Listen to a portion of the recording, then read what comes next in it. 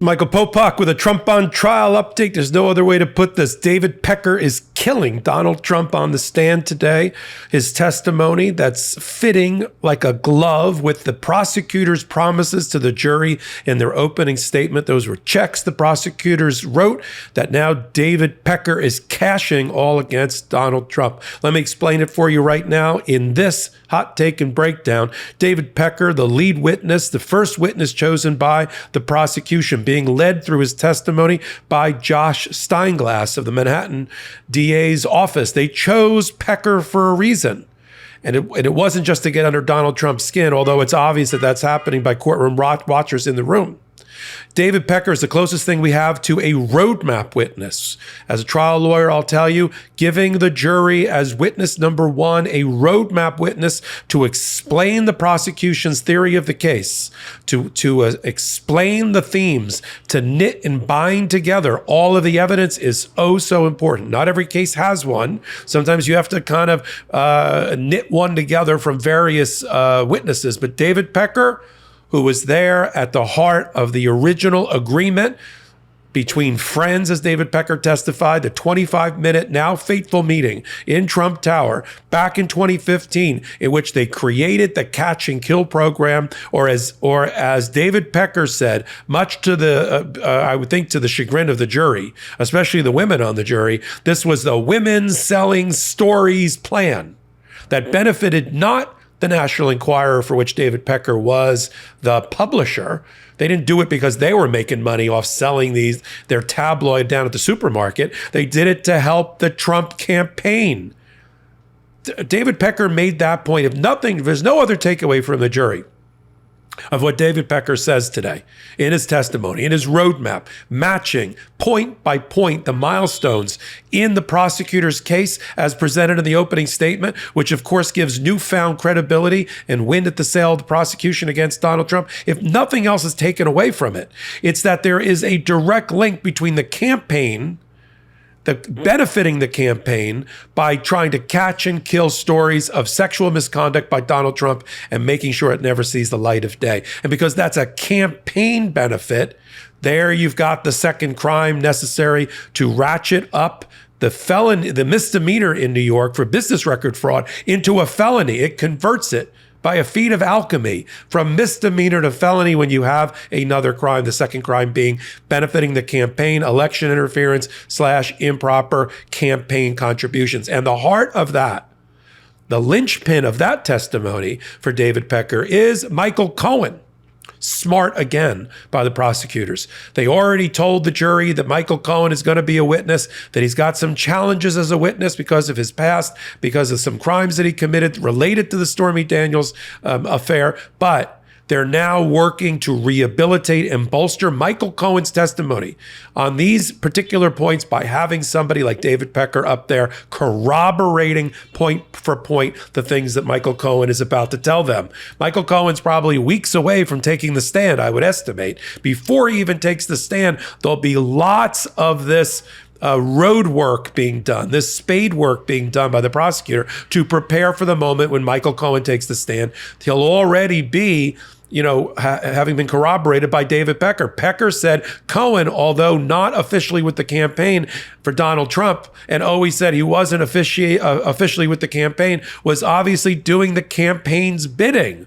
He told David Pecker, remember, sworn under oath today, telling the jury in a very conversational style and tone, credit and hats off to Josh Steinglass from the Manhattan DA's office. He's having a cup of coffee with Pecker today, which I love when I'm cross-examining or examining a witness. They're just going out in the woods for a cup of coffee here in front of the jury. It's very conversational, and he's getting a lot out of David Pecker, who is not on guard, who is not having his teeth pulled and giving his testimony. He's giving it willingly. I mean, it helps the fact that he was very close to getting prosecuted, and his company entered a deferred prosecution agreement with the Manhattan DA in the past, but leave that for another day. Pecker said Cohen would call after events in the campaign, like the debate in 2016 or the Republican nomination process when they were trying to pick a candidate in 2016, and instruct David Pecker, as a friend of Donald Trump, just close friends, as Pecker said, to put bad stories, plant bad stories about Donald Trump's political opponents. That's the exact same thing we've seen him do against Joe Biden, but he was doing it then against Ted Cruz, trying to plant a story in the National Enquirer that Ted Cruz's father was involved with the assassination of JFK. And then Donald Trump, who's got a history of planting stories first and then reacting to them in his campaign as if he had just heard it for the first time, even though he's the one that planted the story. He'd have Michael Cohen plant the story against Ted Cruz. Then the National Enquirer would report the story. It's not really reporting. They would make up and publish the story. And then Donald Trump would react to the story as if he'd never heard it before. Right? We've seen that before. Look, Cindy Adams, who runs Page 6, the gossip column on the New York Post, forever, has already let it be known that Donald Trump, back when he was, a 30 or 40-year-old bachelor running around New York, would frequently call her, disguise his voice as if he was somebody else in order to plant a positive story about Donald Trump.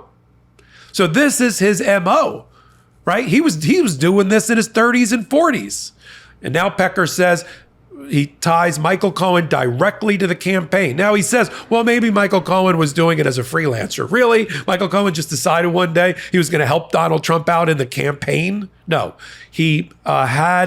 Trump wanted Cohen to call. This is obvious that the jury will conclude that Trump had Cohen call Pecker to plant a negative story about somebody and then use that as part to benefit the campaign. And Pecker already testified that none of these stories helped the National Enquirer and their circulation and their sales. It was all done. He had to concede for the campaign.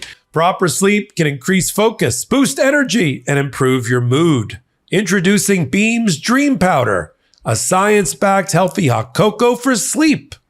If you know me, you know that Dream has been a game changer for my sleep, and boy, do I need sleep these days. I drink Beam's Dream Powder each night in order to get my optimal sleep. And I gotta say, I wouldn't be recommending this if it didn't actually help me. And today, my listeners get a special discount on Beam's Dream Powder. Their science-backed healthy hot cocoa for sleep with no added sugar. Better sleep has never tasted better. Now available in delicious flavors like chocolate peanut butter, cinnamon cocoa, and sea salt caramel, with only 15 calories and 0 grams of sugar. Other sleep aids can cause next-day grogginess, but Dream contains a powerful all-natural blend of reishi, magnesium, L-theanine, melatonin, and nano CBD to help you fall asleep, stay asleep, and wake up refreshed. The numbers don't lie. In a clinical study, 93% of participants reported Dream helped them get better sleep. Beam Dream is easy to add to your nighttime routine. Just mix Dream into hot water or milk froth and enjoy before bed. Find out why Forbes and the New York Times are all talking about Beam and why it's trusted by the world's top athletes and business professionals. If you want to try Beam's best-selling Dream Powder, get up to 40% off for a limited time when you go to shopbeam.com/legalaf and use code legalaf at checkout. That's shopbeam.com/legalaf and use code LegalAF for up to 40% off. Now, the moment that was interesting here, and I have to wonder how it landed on the jury's ears, especially the 5 women in that jury box, is when he blithely called it, the whole program of Catch and Kill, women selling stories, as almost, as you can see, a misogynistic, old-fashioned way of talking about it, as if women were lying about Donald Trump, about sexual misconduct. I think we're beyond that with the Access Hollywood release of the hot mic moment of Donald Trump admitting that he would sexually assault women and then get away with it as a celebrity. The fact that Donald Trump's been adjudged to be technically a rapist in New York in the E. Jean Carroll case. We're beyond women selling quote unquote stories, but you see the vocabulary that was used there. The other benefit so far of David Pecker's 3/4 of a day on the stand is that he's confirmed everything that the prosecutors have said in their opening. He's cashing the checks that the prosecutors have written time and time again. The Trump Tower conspiracy, the TTC, as the prosecutors called it, the Trump Tower conspiracy. There's only 3 parts of it. 2 were going to testify in front of the jury: Michael Cohen, David Pecker. And you know they're going to line up fact for fact. And Pecker said this was just good friends getting together and entering into an informal agreement not reduced to writing. Except he did admit that he went back to the owners of the National Enquirer and other people and told them this is a top secret agreement. And it was an agreement. It was an agreement to help the campaign at every turn through the catch and kill program. And then Pecker, of course, is going to testify about the operation of the catch and kill program. We already know his testimony. There was basically 3 targets of the catch and kill program, 3 that got paid through Michael Cohen and Donald Trump, and some by David Pecker. A doorman who will not be testifying, according to the prosecutors. They don't need him, who got paid $30,000. He was the test case because he had a story he was going to go to the papers with about a love child. No, that's a bad term. About a child out of wedlock that Donald Trump fathered with somebody that worked at one of the Trump Tower buildings, one of the Trump buildings for which the doorman worked. Paid him $30,000, entered into a non-disclosure agreement. That story never saw the light of day until years later. Second test run that Pecker's going to testify about: Karen McDougal, Playboy Playmate. That was a affair that Donald Trump had while Melania was pregnant with one of the children, I think Barron, in which she was paid $150,000 directly by the National Enquirer through David Pecker, not because it benefited the National Enquirer, because they were trying to benefit Donald Trump and he was supposed to get reimbursed. And they paid her. She entered a non-disclosure agreement about her affair and her sexual relations with Donald Trump, and that story never saw the light of day. Sure, she got a fitness column in the National Enquirer. Yeah, when I think National Enquirer, I think fitness columns, right? Playboy Playmates. That's why she was in there. And then she got her $150,000. So because Donald Trump didn't reimburse Pecker, he got stiffed. Sorry, how to say it. Then the third story was about 20 days before the election. Talk about an October surprise. This was almost a November surprise of 2016 with Stormy Daniels. And that's when Trump told Michael Cohen, pay her off, pay her in cash. Michael Cohen said, no, we can't do it in cash. We got to do it by checks. There's audio recordings of this that Michael Cohen secretly made. And they had to pay it because Pecker wouldn't pay. He wouldn't lay out the money for Donald Trump. He got screwed already, so they had to do it through Michael Cohen and pay and make it look like a legal service, a legal fee, a bonus to Michael Cohen when it was really just a payoff to Stormy Daniels. That's the books and records fraud to benefit the campaign. That's the second crime for the felony. Look how David Pecker is killing Donald Trump slowly. Now, I've seen reporting, including by one of the court sketch artists, that Donald Trump is doing something she's never seen in the courtroom to show that he's bored, I guess, oh ho hum, or he's really falling asleep. He puts his head back, closes his eyes, and ignores bad testimony. Well, then if that's the case, then his head must have been straight up and eyes fully shut for David Pecker, because this guy is killing him.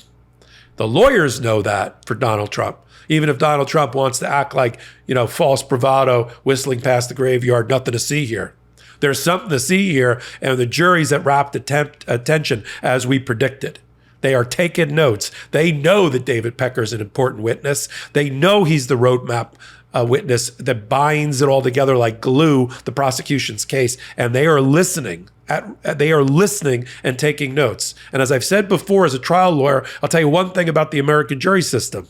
They can smell a fraud a mile away. They can smell inauthenticity a mile away. They don't like to be patronized. They got a job to do. And they are making decisions right now about the case. I've said this before. Jury science tells us that juries, after the opening and likely the first witness, make their decision about who they're going to vote for in the case, whether to acquit or to convict.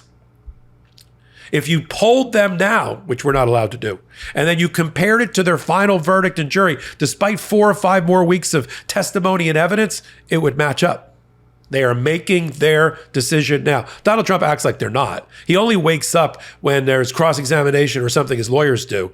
He thinks he's signaling to the jury that none of this bothers him. All he's doing is insulting the jury, insulting their intelligence, insulting the system for which they are now the compelled most important part, the jury.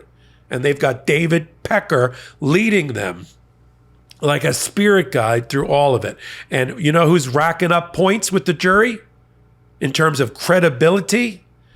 The lawyers for the prosecution. Josh Steinglass, right? Matt Colangelo.